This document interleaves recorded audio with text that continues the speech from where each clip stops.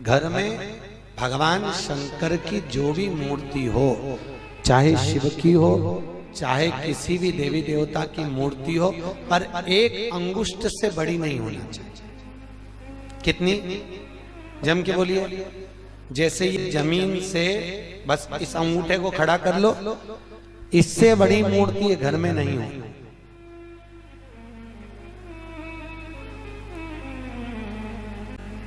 अगर इससे बड़ी मूर्ति हमारे घर में होती है तो उसको सेवा की जरूरत मंदिर जैसी पड़ती है।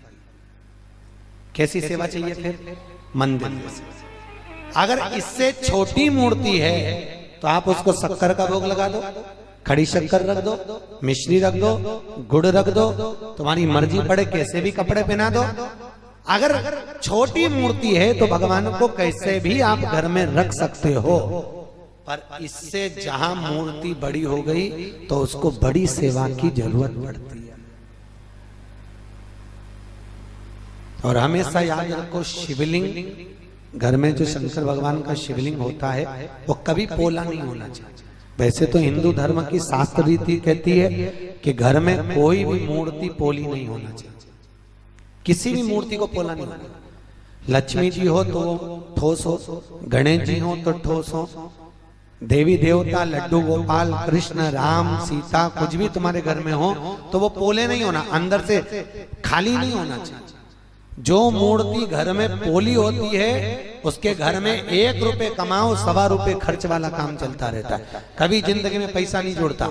घर पोला की पोला ही रहता है, कितना भी तुम कमा कर लाओगे तो भी घर में दिखेगा। और किसी किसी के घर में अगर मूर्तियां अगर ठोस है, मूर्ति अंदर से अगर भरी हुई है तो अगर 2 रुपए भी कमाएगा तो घर में बचत दिखेगी। और अगर घर में मूर्ति पोली है तो कितना भी कमाएगा वो खाली की खाली ही दिखेगी। ये मेरा रूम है और कई माताएं कहती है अभी मेरे बेटे की शादी होने वाली है, ये बहू का रूम है। अच्छा, और भगवान का छोटा सा, उसी में ठाकुर जी बैठे। तिरुपति गई थी तो वेंकटेश भगवान को भी ले आई, नाथ द्वारा कई तो श्रीनाथ जी को ले आई, मां मुंबई के गणेश मंदिर गई तो गणपति जी के लिए आई, कहीं गई रामेश्वर तो बद्रीनाथ रामेश्वर जी को ले आई, बद्रीनाथ गई तो बद्रीनाथ जी के लिए आई। सारा देवी देवता बेचारा खसक खसक के बैठा, इतनी सी जगह में सारा देवी देवता इतनी सी जगह में बैठे। कहीं गणेश जी छोटी सी मूर्ति वो भी खसक है, और गई तीरथ करने तो वहां से और ले आई। तुम देखना कई मंदिरों में ढेर लग रहे हैं देवी देवता, ढेर इतने सारे, सब देवता उन खसक खसक के खसको रे। बद्रीनाथ गई अभी लेके आएगी, चलो खसको। फिर जगन्नाथ गई वहां से पकड़ लाई। सारे देवी देवताओं को इतने से मंदिर में ढेर लगा के रखा। गणेश जी तो बेचारा फूल में दबाया बैठा, सब बैठे, सारे देवी देवता बैठे। खुद का कमरा अच्छा और भगवान का कमरा छोटा सा, उसमें ही सब देवता। और सुबह से आई, इतनी सी शक्कर लाई, इतनी सी खड़ी शक्कर, खड़ी मिश्री इतनी सी, और लाके रख दी और आरती उतारी। गणेश जी सोचे मेरे लिए लाई, हनुमान जी सोचे मेरे लिए लाई, ठाकुर जी सोचे मेरे लिए लाई, जगदम्बा सोची मेरे लिए लाई। रोज सारे देवी देवता आपस में झगड़ रहे तो उन्होंने भी सोच लिया इसने खाने के चक्कर में झगड़ा करवाया, जब ये किचन में जाए तो इसकी भी किचकिच कराओ। पुष्टि मार्ग में वर्णन किया गया, एक साधे सब सधे, सब साधे भी सब। घर में जैसे बेटे का कमरा होता है वो अकेला उसमें रहे, उसकी बहू रहे, उसके बच्चे रहें, ऐसा भाव होना चाहिए। जिस मंदिर में हमारा ठाकुर बैठा है उस मंदिर में भोलेनाथ जी विराजमान है, ठाकुर जी विराजमान है, फिर उनकी सेवा अर्चना हो जाए। अगर शिव की अर्चना चल रही शिव की, राम की अर्चना हो रही है राम की, कृष्ण की अर्चना हो रही है कृष्ण की, जिसकी हम अर्चना कर रहे हैं वो अर्चना हमारी मूल होना चाहिए, उसमें अधिकता नहीं होना चाहिए, अधिकता।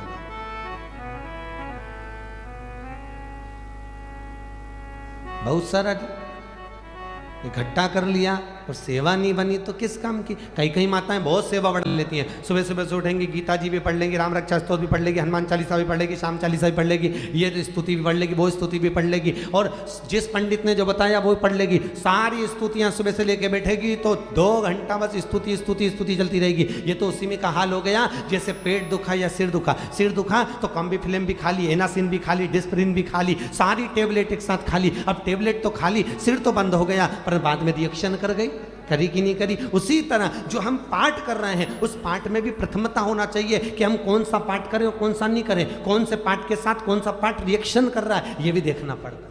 ऐसा थोड़ी ना हनुमान चालीसा पढ़ रहे हैं तो शिव चालीसा कब पढ़ना, राम रक्षा स्तोत्र कब पढ़ना, राम रक्षा स्तोत्र के बाद में गीता जी का कौन सा श्लोक पढ़ना, तो गीता जी का पाठ कब होना, ये शास्त्र संबद्ध बात है। अब मालूम पड़े तुम तो सुबह से उठी और पोथी खोली और एक लाइन से सब पढ़ दिया तो ये तो रिएक्शन करेगा ही सरी, घर में अशांति उत्पन्न करेगा ही सरी। हर चीज का एक समय होता है कि कौन सा पाठ कब करना चाहिए, कौन सा स्मरण कब करना चाहिए, कौन सा भजन कब करना चाहिए, कौन सा कीर्तन कब करना चाहिए, समय की बात। आप लोग खूब दान दे रहे हो, खूब पुण्य कर रहे हो, खूब मालपुओं का दान दे रहे हो। जब श्रावण महीना आएगा शंकर जी की पूजन कर लोगे, जब चैत्र महीना आएगा नवरात्र में जगदम्बा की पूजन कर लोगे। सबका एक समय होता है। उसी तरह पाठ की भी मूलता होती है कि गीता जी का कौन सा श्लोक कब पढ़ना है हमको, राम रक्षा स्तोत्र कब पढ़ना है हमको, हनुमान चालीसा कब पढ़ना है हमको, शिव चालीसा कब पढ़ना है हमको, उसका एक क्रम बना हुआ। क्रम का राम रक्षा स्तोत्र पढ़ रहे हो तो हनुमान चालीसा बाद में पढ़िए, शिव चालीसा पढ़ रहे हो तो हनुमान चालीसा पहले पढ़िए। सबका क्रम कहा।